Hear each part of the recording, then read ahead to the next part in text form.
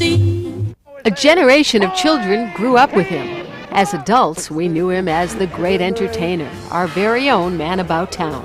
Whether portraying our beloved Bozo during a kinder and gentler age in TV, or on the news telling us exactly where to go in the 90s, Frank Avruch is truly a man for all seasons. I've done it all. I've done radio, I've done TV, I've done booth announcing, disc jockey shows, interviews, serious interviews, not so serious interviews.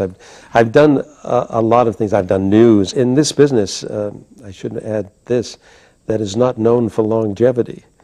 I've managed to hang in there for a long time. Hard to believe it all began in the city that would later put his name up in lights.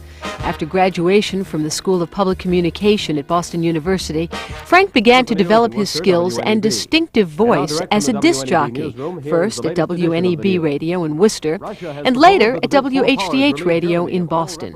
When WHDH leaped into television, so did Frank.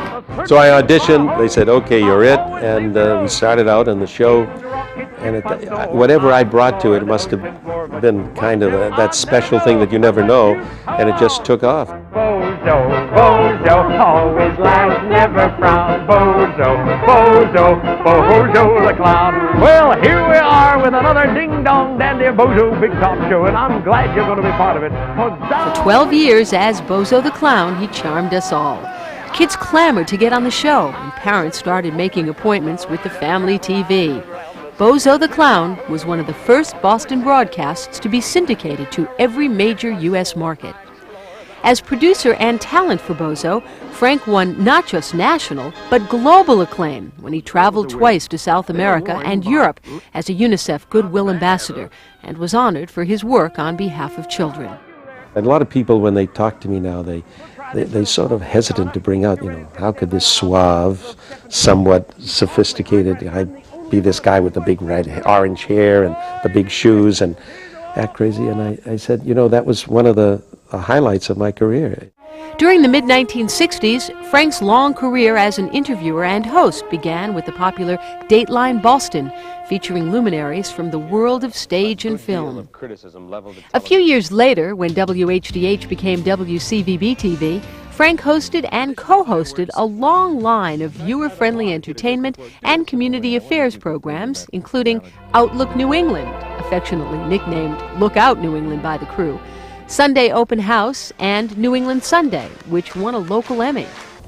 His frequent contributions to the Good Day program made him a household name for an entirely different audience. So let's ask some of the people here. They can help us out, perhaps. Some of the people here. I really don't know, so I've got to leave now. I'm sorry, Frank. But I'll see you later. Goodbye. Frank, what are you doing to me? Frank, what is this? Lightning struck again as Frank assumed another seminal role as the tuxedo-clad host of the Great Entertainment classic film series. Beginning in 1973, Frank researched, wrote, and hosted this film series for 18 years on Channel 5. Show opens and stage sets may have changed through the years, but Frank remained the constant, the dapper host with the movie trivia at his fingertips. He conversed with the greats, Myrna Loy, Ray Bulger, Greer Garson, Ruth Gordon, John Huston, and Gloria Swanson. I have a lot of oil wells pumping, pumping, pumping. As Channel 5's ex officio Goodwill Ambassador, Frank could always be counted on to volunteer as host, MC, or guest speaker for telethons and other community or cultural benefits. It's easier to ask what good cause Frank has not helped rather than list all that he has. Right, Frank? Right. Get on with it. That's right. Join John. And if that's not enough, he surprised us with his other talents.